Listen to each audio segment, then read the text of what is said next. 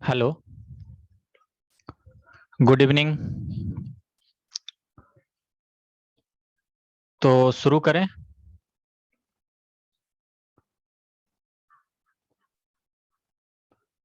कुछ लोग आते रहेंगे, धीरे धीरे हम लोग अपना चैप्टर शुरू करते हैं। ओके।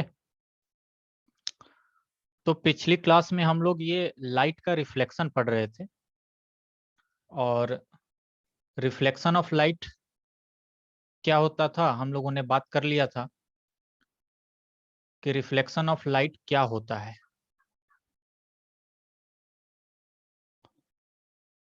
हम लोगों ने बात किया था कि कोई भी एपेक्स सरफेस हो, ओपेक सरफेस यानी कि पूरा सॉलिड हो, तो अगर कोई रेज इसके ऊपर गिरेगी, इंसिडेंट रे, तो सेम मीडियम में रिफ्लेक्ट हो जाएगी। और जिस पॉइंट पे ये सब काम होगा, उस सरफेस से परपेंडिकुलर एक हम लोग इमेजिनरी लाइन बना देते हैं, जो कि नॉर्मल होता है 90 डिग्री पे। ठीक है ना। और इस एंगल को एंगल आई बोलते हैं, इस एंगल को एंगल आर बोलते हैं। और पहला लॉ कहता है कि जो ये इंसिडेंट रे है, जो ये रिफ्लेक्टेड रे है, ये नॉर्मल है, और ये पॉइंट ऑफ इंसिडेंस, ये पॉइंट ऑफ इंसिडेंस सब कुछ एक प्लेन में होगा। ये बात हो गई थी। और दूसरी बात हुई थी कि एंगल आई जो होगा वो एंगल आर के बराबर होगा। Angle of incidence always equal to the angle of reflection. Okay. तो ये बातें हम लोग कर चुके थे। अच्छा, यहाँ एक ऐसे गुमराह करने के लिए सवाल पूछा जा सकता है, ध्यान दीजिएगा, पे अटेंशन, ध्यान दीजिए यहाँ पे। अच्छा, मान के चलिए हमारा जो सरफेस है, मतलब हम अभी तक जो सरफेस बना रहे थे वो कैसा बना रहे हैं, बिल्कुल स्मूथ बना रहे हैं, स्मूथ सरफेस बना रहे हैं। तो लाइट इस पे गिरी और यहां से रिफ्लेक्ट हो गई, यहां से गिरी और ये आपकी रिफ्लेक्ट हो गई, ये नॉर्मल है। तो जब भी स्मूथ सरफेस पे लाइट गिरेगी और रिफ्लेक्ट होगी, तो इसको हम लोग कहते हैं रेगुलर रिफ्लेक्शन। मतलब जो रिफ्लेक्शन हुआ है वो रेगुलर है, नॉर्मल है। ओके। और ये दोनों लॉ को आसानी से फॉलो करेंगे और हमें दिखाई भी देंगे, पहला लॉ और ये दूसरा एंगल वाला law, angle I equal to angle R. Okay. लेकिन मान लीजिए हमारा सरफेस रफ है, जैसे सरफेस कुछ ऐसा है, ठीक। अब इस पे लाइट गिरी, तो आपको क्या लगता है, क्या आप यहां नॉर्मल बनाएंगे और ये सेम ऐसे निकलेगा क्या? नहीं। यहाँ पे जब रफ सरफेस होगा तो ये इंसिडेंट रे आने के बाद हो सकता है रिफ्लेक्टेड रे ऐसा चला जाए, यहाँ पे गिरेगी तो हो सकता है ये ऐसे चला जाए। मतलब कि उसका कोई दिशा नहीं होगा, वो रफ सरफेस पे इंसिडेंट रे गिरेगी तो उसका रिफ्लेक्टेड रे हमें बाहर से दिखाई नहीं देगा कि वो लॉ को फॉलो कर रही है, angle I equal to angle R हो रही है। तो क्या हमारा ये दूसरा वाला जो लॉ है, angle I equal to angle R, क्या वो फेल हो गया डिफ्यूज एंगल के लिए? ये सवाल पूछा जाता है। ये सवाल आप विश्वास नहीं करेंगे, इसको ओलंपियाड में पूछा गया था। अगर वो मुझे क्वेश्चन मिला तो मैं दिखाऊंगा, वहां ओलंपियाड में पूछा गया था। और इसका आंसर जो था वो मैं अभी आगे डिस्कस भी करने वाला हूं, ध्यान से सुनिएगा। हालांकि इजी कंसेप्ट है, लेकिन फिर भी ओलंपियाड में उन लोगों ने पूछ लिया था। देखिए, जब लाइट किसी रफ सरफेस पर गिरेगी, तो ये तो 100% गारंटी है कि अगर रफ सरफेस पे गिरी, ये आपका रफ सरफेस है, कुछ इस टाइप का रफ है, और लाइट इसके ऊपर गिरी, तो ये तो बिल्कुल सही है कि हम सोचे कि यहाँ पे नॉर्मल बना दें और ये बिल्कुल रिफ्लेक्टेड रे ऐसे पास हो जाए, तो ये ऐसा नहीं होने वाला। ओके ना, ये ऐसा नहीं होने वाला, क्योंकि रफ सरफेस नहीं है। और सरफेस रफ नहीं है, तो इस कारण से ये काम होगा नहीं। तो क्या होगा, हो सकता है ये लाइट कुछ ऐसे निकल जाए, एक इंसिडेंट रे यहां पे गिरेगी, वो हो सकता है रिफ्लेक्ट कुछ ऐसे कर जाए। ओके, तो सबसे पहले मैं आपको बता दूं कि इस टाइप के रिफ्लेक्शन को डिफ्यूज रिफ्लेक्शन कहते हैं। When light fall on a rough surface, then reflection is known as diffuse reflection. अब सवाल ये कि क्या लॉज यहाँ पे वैलिड होंगे कि नहीं, तो यहाँ पर भी लॉ वैलिड होगा, लेकिन कहाँ होगा, हर एक छोटे छोटे पॉइंट पर होगा। Here also both laws of reflections are valid at each point. क्या मतलब इसका, देखिए मैं समझा रहा हूं इसका मतलब क्या है। इसका मतलब यह है कि हमें हर एक पॉइंट पर जाकर देखना होगा। जैसे मान के चलिए मैं इस पार्ट को जूम करता हूं, देखिए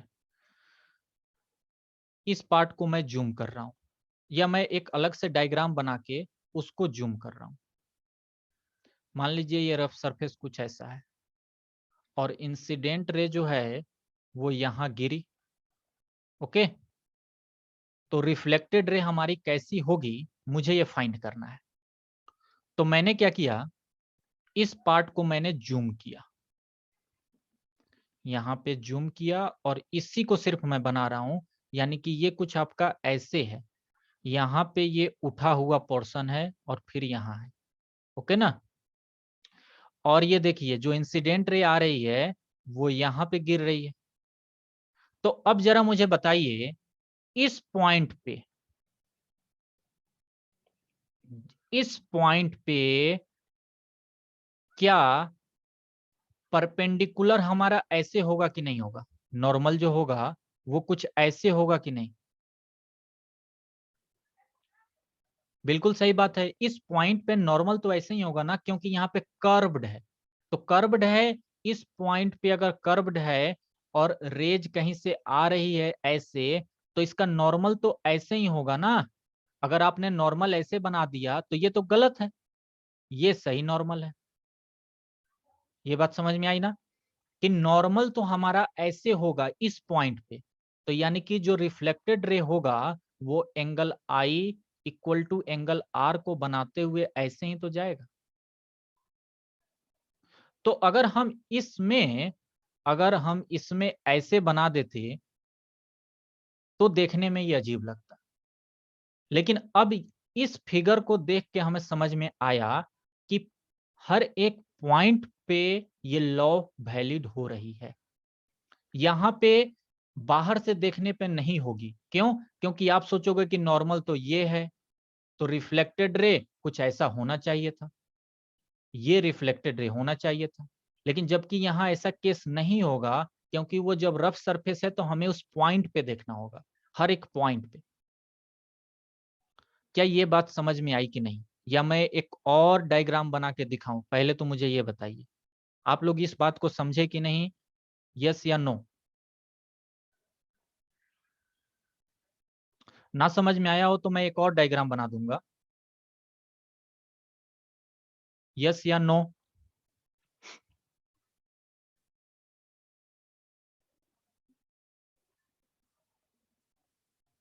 जो रिफ्लेक्टेड रे है हम हर एक पॉइंट पर चेक करेंगे, ना कि हम लोग ऐसे ही अंधाधुंध करके कि हाँ हमेशा वही वाला अपना कंसेप्ट लगाएंगे कि इधर से आया तो ऐसे निकलेगा। ऐसा नहीं, हम लोग अपना कंसेप्ट देखेंगे कि एक बार मैं फिर से बता दूं, ओके ठीक है, देखिए ठीक है, देखिए मैं फिर से बता रहा हूं। देखिए ये है आपका रफ सरफेस, ध्यान से सुनिएगा मेरी बात। अच्छा पहले मान लीजिए ये प्लेन सरफेस ही है, तो प्लेन सरफेस पे क्या होगा, रे जैसे गिरी और यहीं पे आप नॉर्मल बनाएंगे। क्यों, क्योंकि मिरर से 90 डिग्री तो यहीं बन रहा है ना, तो ये आपका नॉर्मल हो गया। तो रिफ्लेक्टेड रे ऐसी चली जाएगी, एंगल आई और एंगल आर को बराबर करते हुए, angle I equal to angle R. लेकिन अब क्या होगा कि मान लीजिए ये आपका रफ सरफेस है, कुछ इस टाइप का रफ है, ओके, अब जो रेज गिर रही है, जो रेज गिर रही है वो यहां पे गिरी ऐसे। ओके, तो इस डायग्राम के हिसाब से हमारी जो सोच पहले थी, जो हम लोगों ने पहले पढ़ रखा था, उसके हिसाब से क्या होना चाहिए था कि यहां पे नॉर्मल बना दो और ये रिफ्लेक्टेड रे निकाल दो। ये नॉर्मल हो गया और ये आपका रिफ्लेक्टेड रे हो गया। इस कंसेप्ट से हमें ये मिला, लेकिन वास्तव में ये रेज गलत है। वास्तव में ये रे क्या है? गलत है। क्यों गलत है? अब इस बात को समझिए क्यों ये गलत है। क्योंकि उस पॉइंट पे अगर हम इस पार्ट को जूम करें, इस पार्ट को थोड़ा सा हम लोग अध्ययन के लिए इधर बनाएं, तो देखिए क्या हुआ है यहाँ पे। ये जो पार्ट नीचे की तरफ गया है, यहां पे आपकी रेज आई है, यहां आपकी रेज आई है। ओके, तो इस पॉइंट पे, इस छोटे वाले पॉइंट पे जहां पे रेज गिरी है, इस छोटे वाले पॉइंट पे क्या नॉर्मल ऐसे नहीं होगा? हम इस पॉइंट पे बात कर रहे हैं, तो इस छोटे वाले पॉइंट पे हम लोग बात कर रहे हैं। इस पॉइंट पे नॉर्मल ऐसे ही तो होगा, क्योंकि इस सरफेस के परपेंडिकुलर तो यही है ना, यही तो यहाँ 90 डिग्री बना रहा है। अब बात समझ में आई? तो हमारा reflected ray angle I equal to angle R को करते हुए बनेगा, तो वो तो कुछ ऐसे बनेगा। ये है एंगल आर, तो यानी कि इसका सही ये होगा। क्या कहते हो? और नॉर्मल जो होगा वो यहां होगा। तो हमें एक एक पॉइंट पे चेक करना है। अगर रफ सरफेस हुआ तो आप ऐसा नहीं कहोगे कि वहां पे लॉ जो है सो वैलिड नहीं हुआ। वहां भी लॉ वैलिड है, लेकिन हर एक छोटे छोटे पॉइंट पर वैलिड है। क्या बात समझ गए? तो ओलंपियाड में उन लोगों ने यही पूछा था कि डिफ्यूज सरफेस जब होगा, जब डिफ्यूज रिफ्लेक्शन होगा, रफ सरफेस होगा, तो लॉ वैलिड है कि नहीं है। अगर है तो इनमें से कौन सा कारण है जिसके कारण से वैलिड है। कुछ इस टाइप का उन लोगों ने क्वेश्चन बनाया था। बात समझ गए? तो आप लोग यही लिखोगे कि ईच पॉइंट पर हम लोग देखेंगे कि प्रत्येक पॉइंट पे हम वहां पे सरफेस बनाएंगे और देखेंगे और angle I equal to angle R करेंगे। ओके, अब क्लियर? आगे चलें।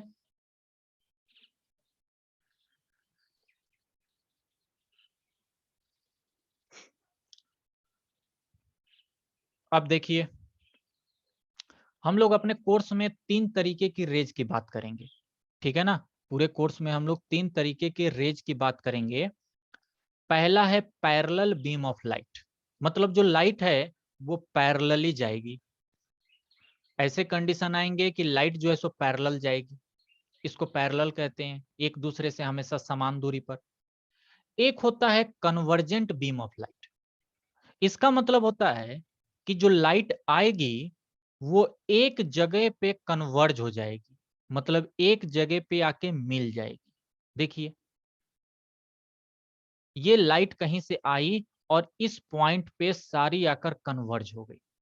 तो कभी भी ऐसा डायग्राम बना हो कि सारी लाइटें आई और एक जगह कन्वर्ज होकर मिल गई, तो इसको हम कहते हैं कि कन्वर्जेंट बीम ऑफ लाइट। जैसे आप लोगों ने लेजर लाइट देखा है ना, तो जो लेजर लाइट होता है, क्या होता है? लेजर लाइट एक जगह पे फोकस करता है ना। कभी बचपन में आप लोगों ने खिलौने में खरीदे होंगे या देखे होंगे कि लेजर लाइट जो है ना सिर्फ एक जगह फोकस करता है, वो सारी लाइट की एनर्जी को एक पॉइंट पर ला देता है, ठीक है ना? और ये जो डाइवर्जेंट बीम ऑफ लाइट होता है, इसको कहते हैं कि एक पॉइंट से जहां से रेज निकल रही है, चारों तरफ रेज निकलने लगी, डाइवर्ज हो गया, वहां से चारों तरफ स्प्रेड हो गया। जैसे हमारा फ्लैश लाइट है, मोबाइल का अगर आप फ्लैश लाइट जलाओगे तो मोबाइल के पीछे, ये आपका मोबाइल है, तो मोबाइल के पीछे एक छोटा सा यहाँ फ्लैश लाइट होता है, लेकिन उसकी रोशनी पूरी फैल जाती है। कितना फैल जाता है? चारों तरफ फैल जाता है, काफी दूर में, जबकि है तो इतना सा ये। तो ये डाइवर्जेंट नेचर का हो गया, क्योंकि ये रोशनी को फैला दे रहा है चारों तरफ। ओके, अभी आगे आएगा तो और ज्यादा क्लियरनेस आपकी आएगी।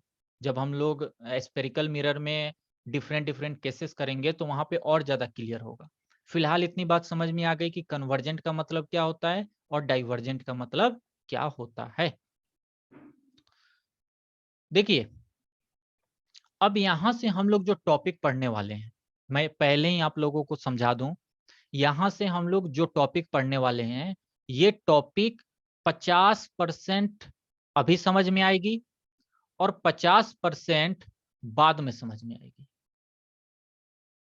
ठीक, अभी हम लोग पढ़ेंगे, लेकिन 50% इसकी एप्लीकेशन और इसकी प्रैक्टिकल मतलब तब समझ में आएगी जब हम लोग स्पेरिकल मिरर में जाकर बहुत सारे क्वेश्चंस करेंगे और वहां पे बहुत सारे डायग्राम बनाकर अलग अलग केसेस देखेंगे।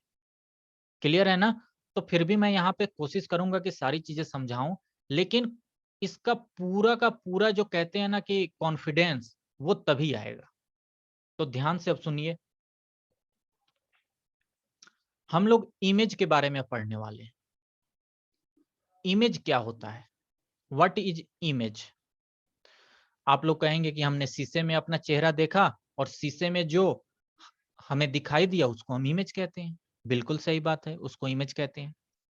लेकिन वो होता क्या है साइंस में, वो कैसे बना? साइंस कहता है कि वो बना कैसे, उसका कुछ तरीका तो होगा कि जिसके कारण से वो इमेज बना होगा।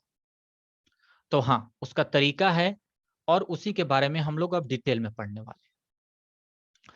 पहले देखिए क्या लिखा है। The point of convergence or the point from where the light appears to diverge after reflection or refraction is called image। ये इमेज का एक प्रॉपर डेफिनेशन है जो कि इस समय आपके पल्ले नहीं पड़ा होगा, मुझे मालूम। अब सुनिए, हिंदी में मेरी बात सुनिए, सुनिए ध्यान से जो मैं कह रहा हूं, कान खुला रखिए और सुनिए।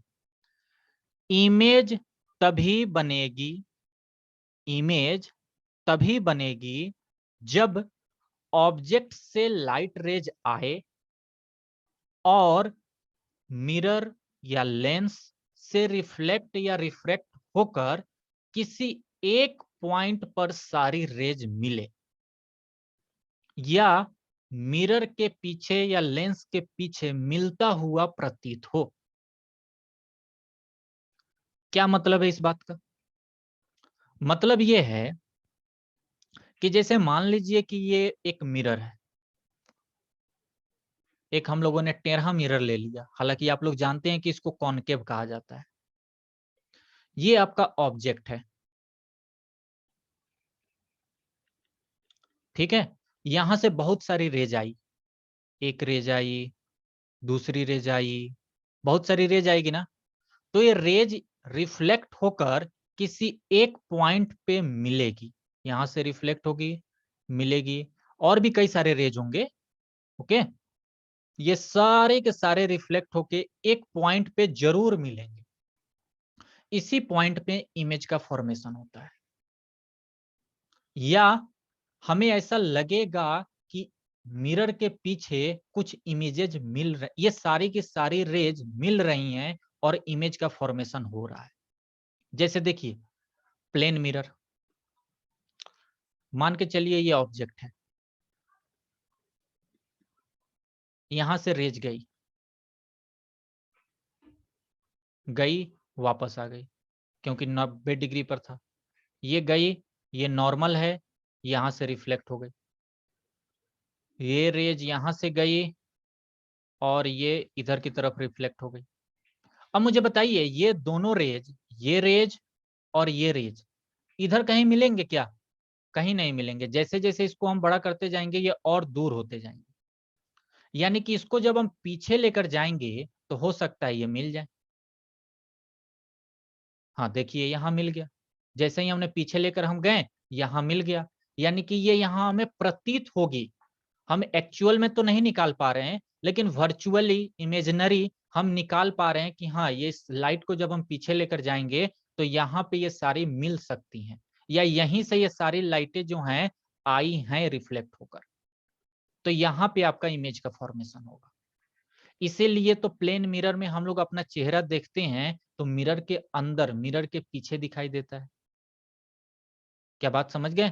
तो अभी ये चीजें और डिटेल में आगे आएंगी, फिलहाल आप लोगों को मैंने जस्ट पॉइंट बताया है। अभी परेशान मत होइए, अभी आगे देखिए। इस डेफिनेशन को थोड़ी देर के लिए छोड़ दीजिए क्योंकि अभी ये आपके पल्ले नहीं पड़ने वाला, लेकिन इमेज का प्रॉपर डेफिनेशन यही होता है। 1 से 2 क्लास के बाद ये समझ में आ जाएगी। देखिए, इमेज 2 तरीके के हो सकते हैं, या तो रियल इमेज बनेगा या वर्चुअल इमेज बनेगा। क्या अंतर है इन दोनों में, रियल इमेज और वर्चुअल इमेज में? तो रियल इमेज तब बनेगा जब ऑब्जेक्ट से रेज आएंगी, ये ऑब्जेक्ट से रेज आई, ऑब्जेक्ट से रेज आई और मिरर से रिफ्लेक्ट होकर, मिरर से टकराने के बाद वास्तव में कहीं एक जगह मिलेंगी, तो उस पॉइंट पे रियल इमेज बनेगा। ओके? और अगर वास्तव में वो लाइट की रेज कहीं नहीं मिलेंगी, बल्कि पीछे की तरफ, मिरर के पीछे की तरफ हमें ऐसा लगेगा कि कहीं मिल रही थी या मिल रही होंगी, ऐसा हमें प्रतीत होगा, तो वर्चुअल इमेज बनेगा। जैसे कि हमारे प्लेन मिरर में हम जो चेहरा देखते हैं शीशे में, उसमें इमेज कहाँ बनता है? पीछे बनता है। और डिटेल में मैं समझा रहा हूं, थोड़ा सा डिटेल में यहां देखिए, समझते हैं इस पॉइंट को, थोड़ा डिटेल में समझने की कोशिश कीजिएगा। देखिए, रियल इमेज की हम बात कर रहे हैं कि रियल इमेज कब बनेगा। तो मैं कह रहा हूं कि जब when light rays coming from an object, जैसे कि मान लीजिए कि मैं एक मिरर ले लेता हूं, एक मिरर मैंने ले लिया, कॉनकेव मिरर। आप कहोगे कि आपने कॉनकेव ही क्यों लिया है? तो मेरा सवाल, आपके सवाल का ये जवाब होगा कि कॉनकेव ही ये काम अच्छे से करता है। ये प्रॉपर्टी अभी आगे हम लोग पढ़ेंगे। फिलहाल तो रियल इमेज और वर्चुअल इमेज बनता कैसे है उस पर एक बार फोकस करते हैं। तो देखिए, एक एक लाइन पढ़ते हैं और उसको डायग्राम बनाते हैं, ध्यान से देखते जाइए। When light rays coming from an object, okay, ये है आपका ऑब्जेक्ट, यहां से लाइट रेज चली, मान लीजिए एक लाइट रेज ये है और एक लाइट रेज ये है। When light rays coming from an object and after reflection या refraction, ठीक है, तो यहां तो रिफ्लेक्शन ही हो रहा है फ्रॉम मिरर या लेंस, लेंस के केस में रिफ्रैक्शन होगा तो वो बाद में देखेंगे। Actually meet at a point, ये यहां से जब रिफ्लेक्ट होकर इधर की तरफ आएंगी, ये भी जब रिफ्लेक्ट होकर इधर की तरफ आएंगी, तो ये वास्तव में कहीं ना कहीं जाकर मिलेंगी, सारी की सारी लाइट कहीं ना कहीं जाकर मिलेंगी, और इस तरीके के इमेज को हम लोग रियल इमेज कहते हैं, क्योंकि ये रियली में सारी लाइट एक जगह मिल रही हैं और वहां पे इमेज का फॉर्मेशन कर रही हैं। चूंकि आप लोगों के अगर स्कूल अगर जाने का मौका मिले तो सर से जाकर कहिएगा कि हमें कॉनकेव मिरर दीजिए, उनसे कॉनकेव मिरर मांगिएगा और कोई ऑब्जेक्ट उसके सामने रखिएगा और देखिएगा कि उसका इमेज जो है ना वो सामने की तरफ बनेगा, मतलब आप ही की तरफ बनेगा, मिरर के पीछे नहीं बनेगा, क्योंकि उसकी लाइट सारी रिफ्लेक्ट होकर सामने की तरफ ही इकट्ठा होती हैं और सामने की तरफ ही एक जगह मिलती हैं। जबकि वर्चुअल इमेज में क्या होगा? वर्चुअल इमेज में कहानी अलग होगी। वर्चुअल इमेज को समझने के लिए हम ऐसा करते हैं, प्लेन मिरर ले लेते हैं। इसमें कह रहा है कि when light rays coming from an object, ये है आपका ऑब्जेक्ट, जब light rays coming from an object and after reflection या रिफ्रैक्शन फ्रॉम मिरर, यहां से लाइट रेज आई, यहां गिरी, और भी कई सारी रेज होंगी, यहां गिरी। अच्छा, अब यहां पे ये 90 डिग्री बनाते हुए ऐसे निकल जाएगी, यहां पे ये 90 डिग्री बनाते हुए कुछ ऐसे निकल जाएंगे। तो बताइए, ये दोनों रेज कहीं मिल पाएंगी? वास्तव में कहीं एक मिल पाएंगी? सारी की सारी रेज एक जगह पर कहीं कट कर पाएंगी? नहीं कर पाएंगी कहीं कट। तो इसी कारण से इधर की तरफ तो इमेज बनने का कोई चांस ही नहीं है। इस रिफ्लेक्टेड रे को हम अब पीछे लेकर जाएंगे। तो जब इस रिफ्लेक्टेड रे को आप पीछे लेकर जाओगे तो देखोगे कि हाँ, ये पीछे कहीं तो जाकर मिल रही हैं। तो जहां ये पीछे मिल रही हैं, इमेज का फॉर्मेशन वहीं होगा, क्योंकि इमेज तभी बनती है जब रिफ्लेक्टेड रे या तो वास्तव में कहीं मिले या हमें मिलता हुआ प्रतीत हो। क्या बात समझ गए आप लोग? इसीलिए प्लेन मिरर में हमारी इमेज जो है वो किधर दिखाई देती है? पीछे की तरफ दिखाई देती है, मिरर के अंदर दिखाई देती है। बात समझ गए? कॉनकेव में भी ये हो सकता है, ये वर्चुअल इमेज कॉनकेव में भी बनेगा, लेकिन उसका केस अलग होगा, वो हम लोग आगे बात करेंगे। फिलहाल तो मेरा मकसद था कि रियल इमेज और वर्चुअल इमेज आपको समझाना। आई थिंक आप लोगों को अब समझ में आया होगा कुछ कुछ। मैं ये नहीं कह रहा कि सारा समझ में आया हो, सारा तो समझ में आएगा जब हम लोग थोड़ा आगे बढ़ते जाएंगे, तो ये कंसेप्ट अभी चलता ही जाएगा, ये कंसेप्ट खत्म नहीं होगा। अब इसके आगे जरा ध्यान से सुनिए। अगर ये रियल इमेज यहां बन गया, तो हम अगर यहाँ पे कोई पर्दा लगा दें, कोई स्क्रीन लगा दें, व्हाइट कलर का कोई स्क्रीन लगा दें, तो ये इमेज हमें उस पर दिखाई दे देगा। ये स्क्रीन अगर हम कोई लगा देंगे तो क्या होगा? ये जो इमेज है, ये इमेज हमें यहाँ दिखाई दे देगा ना? इस स्क्रीन पे दिखाई दे देगा कि नहीं, बताइए? इस वाले स्क्रीन पे बिल्कुल दिखाई दे देगा।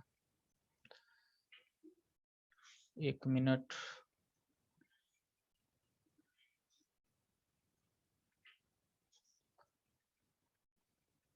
ये क्या हो गया? ओके, ठीक है। तो यहाँ पे अगर हम स्क्रीन लगा देंगे तो हमें सारी की सारी जो इमेज है वो हमें दिखाई दे देगी। लेकिन इस वर्चुअल में अगर हम यहाँ कोई स्क्रीन लगाएं तो सारी लाइट तो कहीं मिट कर ही नहीं रही है, तो कोई सवाल ही नहीं पैदा होता कि ये स्क्रीन पे हमें दिखाई दे दे। इसीलिए कहा जाता है कि रियल इमेज को स्क्रीन पे प्राप्त किया जा सकता है, लेकिन वर्चुअल इमेज को स्क्रीन पे प्राप्त नहीं किया जा सकता है। हमारे जो सिनेमा हॉल में जो इस टेक्निक का यूज किया जाता है, जिस टेक्निक से ये काम किया जाता है, वो क्या है? यही है, ये रियल इमेज का ही है। वो लोग क्या करते हैं, एक मिरर से सारी रेज को रिफ्लेक्ट करके और पर्दे पे डाल देते हैं, जहां पे हमें सारी मूवी दिखाई देती है। बात समझ गए ना?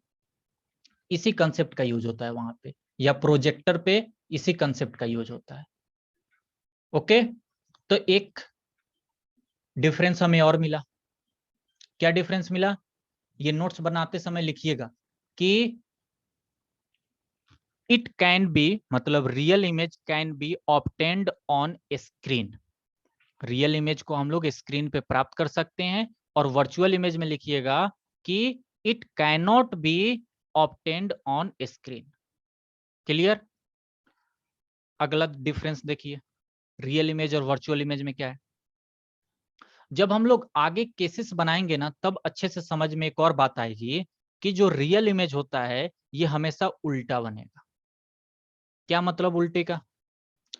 जैसे कि मान के चलिए ये आपका मिरर है और ये ऑब्जेक्ट ऐसा है, ए ऊपर है और बी नीचे है, तो इसका रिफ्लेक्ट होने के बाद जो इमेज बनेगा वो कुछ ऐसे बनेगा। ए नीचे चला जाएगा, बी ऊपर चला जाएगा, ये आपका इमेज बनेगा, ये आपका ऑब्जेक्ट है। ये अभी केसेस आगे आएंगे, आगे जब आएंगे तो और डिटेल में आपको समझ में आएगी बातें। फिलहाल यहाँ पे लिख लीजिएगा कि रियल इमेज जो है ये हमेशा उल्टा बनेगा, real image inverted, real image inverted form. और वर्चुअल इमेज हमेशा सीधा बनेगा, virtual image will be erect. सीधे को क्या कहते हैं? इरेक्ट। आप लोग देख भी सकते हैं कि हम लोग जो शीशे में अपना चेहरा देखते हैं वो सीधा ही तो देखते हैं। ऐसा नहीं होता ना कि हमारा पैर ऊपर दिख रहा है और सर नीचे, ऐसा नहीं होगा। लेकिन जब कॉनकेव मिरर में, अगर कॉनकेव मिरर आप लोगों को कहीं से मिला और जब इसमें आप लोग अपना चेहरा देखिएगा, एक फिक्स दूरी पे रखते हैं उसको, तो आप देखेंगे कि आपका पैर नीचे दिखेगा और आपका सर ऊपर दिखेगा। जब कॉनकेव मिरर के सामने आप खड़े होंगे तो एक फिक्स दूरी पे, वो फिक्स दूरी क्या होगी वो आगे हम लोग डिस्कस करेंगे। ठीक, अगला डिफरेंस देखिए।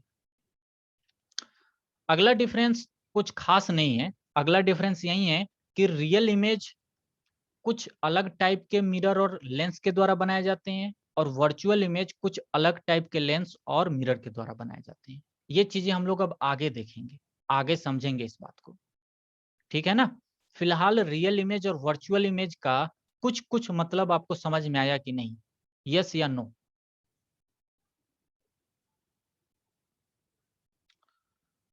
बताइए। खुशी, प्रियांशु, बताइए सभी लोग भाई, कुछ कुछ मतलब समझ में आया कि नहीं, कि हाँ रियल इमेज और वर्चुअल इमेज वास्तव में होता क्या है और कैसे बनता है? थोड़ा थोड़ा तो समझ में आया ही होगा, नॉट 100% तो 50% तो जरूर आया होगा। ओके, ठीक है, समझ में आया तो अच्छी बात है। अब यहां से हम लोग मिरर के बारे में पढ़ेंगे, अलग अलग मिरर के बारे में पढ़ेंगे, प्लेन मिरर पढ़ेंगे, प्लेन मिरर की क्या क्या खास बातें होती हैं, उनकी क्या प्रॉपर्टीज होती हैं वो पढ़ेंगे। फिर उसके बाद हम लोग पढ़ेंगे कि प्लेन मिरर के ऊपर क्वेश्चंस देखेंगे, प्लेन मिरर के ऊपर बहुत सारे क्वेश्चंस देखेंगे, 8-10 क्वेश्चन देखेंगे। उसके बाद हम लोग स्पेरिकल मिरर पे जाएंगे। फिलहाल मैं आप लोगों को एक नोट आज करवाना चाहता हूं कि हम लोग पढ़ने क्या क्या वाले हैं, जरा देख लीजिए। ये छोड़िए, ये ऊपर का टॉपिक हटाइए, देखिए अब हम लोग पढ़ने क्या क्या वाले हैं। हम लोग दो तरीके के मिरर पढ़ने वाले हैं। एक है आपका plane mirror,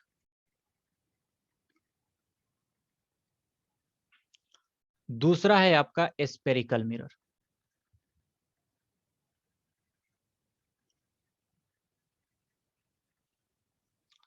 plane mirror next class से शुरू होगी।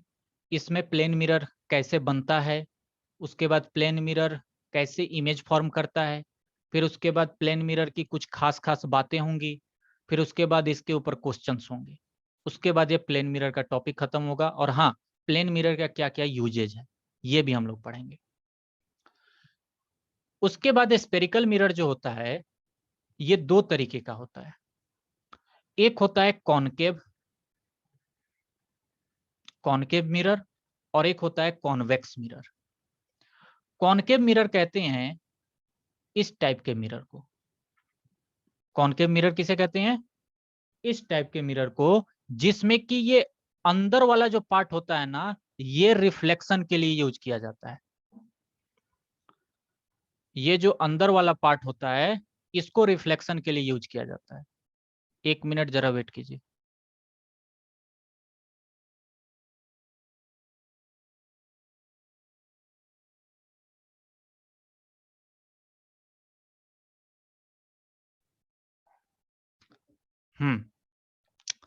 तो इस पार्ट को रिफ्लेक्शन के लिए यूज किया जाता है।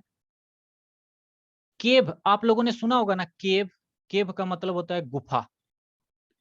इस बात से याद रखिएगा कि अंदर वाला जो गुफा टाइप है इसका हम लोग यूज करते हैं रिफ्लेक्शन के लिए। और कॉन्वेक्स में क्या होता है, जो ऊपर वाला पार्ट होता है इसका हम लोग यूज करते हैं रिफ्लेक्शन के लिए, ये वाला पार्ट जो आउटवर्ड पार्ट होता है, और कॉनकेव में जो इनवर्ड पार्ट होता है। सेम वैसे ही हम लोग लेंस भी पढ़ेंगे, ठीक है ना। हम लोग आगे चल के लेंसेज के बारे में पढ़ेंगे। लेंस भी दो टाइप के होते हैं, एक कॉनकेव लेंस और दूसरा कॉन्वेक्स लेंस। कॉनकेव लेंस, फिर से मैं कहूंगा कि कॉनकेव लेंस वो वाली लेंस होती है जिसमें गुफा टाइप बनेगी। देखिए इस टाइप का लेंस, ये गुफा बनाना, इसमें दोनों साइड से गुफा टाइप बन रही है ना, तो इसको कॉनकेव लेंस कहेंगे। और कॉन्वेक्स कहेंगे जिसमें कि दोनों साइड से उठा हुआ हो, इसको हम लोग कॉन्वेक्स कहेंगे, ठीक है। और ये पार्ट रिफ्लेक्शन के लिए यूज होगा। तो नेक्स्ट क्लास से हम लोग प्लेन मिरर शुरू करेंगे, प्लेन मिरर की सारी बातें समझेंगे, उसके बाद स्पेरिकल मिरर पर आएंगे। देखिए लाइट चैप्टर के बारे में एक बात ध्यान रखिएगा, लाइट चैप्टर आपको अभी 100% कॉन्फिडेंस नहीं आएगा। जैसे जैसे आप चैप्टर में बढ़ते जाएंगे वैसे वैसे आपको कॉन्फिडेंस आता जाएगा, क्योंकि शुरुआत में जो टर्म्स, जो छोटे छोटे पॉइंट्स हम लोग पढ़ते हैं, उनका यूज आगे जाकर होता है, तब हमें वो छोटी छोटी पॉइंट समझ में आती है। बात समझ रहे हैं ना? छोटे छोटे जो पॉइंट्स हम लोग अभी कर रहे हैं, छोटा जैसे कि हमने रियल इमेज, वर्चुअल इमेज, आगे चल के अभी और भी देखेंगे, उन सब का जब आगे यूज होगा तब ये सारी चीजें 100% कंफर्म होती जाएंगी। तो इसीलिए इसमें थोड़ा सा पैशन रखिएगा, थोड़ी सी अपने अंदर सहूलियत रखिए और आराम से आगे बढ़ते जाइए। 2 से 3 क्लास के बाद आपको लाइट चैप्टर इतने अच्छे से आएगा कि आप कोई भी सवाल आराम से कर सकते हो। ओके, तो मैं क्लास को अब यहाँ एंड कर रहा हूँ। बताइए किसी को कोई दिक्कत, कुछ पूछना हो?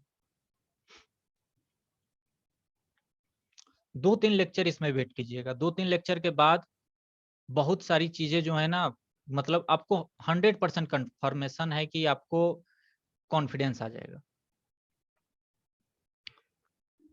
अभी प्लेन मिरर देखिएगा, प्लेन मिरर में मैं ऐसे पढ़ाऊंगा और इतने क्वेश्चंस करवाऊंगा जितना कि स्कूल्स में तो खैर करवा ही नहीं जाते, और प्लेन मिरर को मैं लगभग 1 लेक्चर से 1.5 लेक्चर में पढ़ाऊंगा, क्योंकि प्लेन मिरर को कई बार इग्नोर किया जाता है और जबकि उससे बहुत अच्छे अच्छे सवाल बनते हैं, तो वो हम लोग आगे करेंगे। ठीक है, फिर हम लोग क्लास यहीं एंड करते हैं। आज एक ही टॉपिक ने हम लोगों का बहुत सारा समय ले लिया ना। चलिए फिर, तो कल हम लोग केमिस्ट्री करेंगे और फिर उसके बाद नेक्स्ट वीक से फिजिक्स शुरू होगी। ठीक है, चलिए, बाय।